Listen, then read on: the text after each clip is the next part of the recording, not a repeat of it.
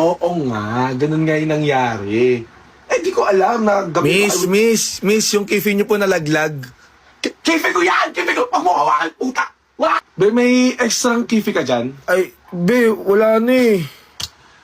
Biniwan ko sa bayong kifi ko, yung wala akong dala ngayon. Eh, paano pag may boylet dyan, tas wala akong kifi? Uy, Kyla, ba't umiiyak ka?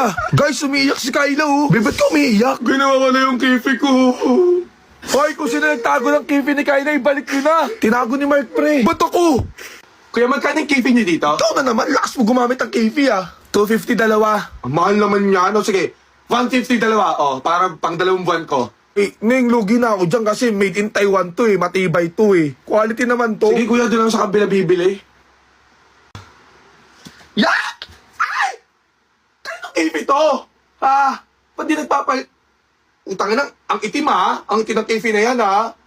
Pulutin nyo nga yan, balik sa may-ari. Ang kadiri. Di magpalit.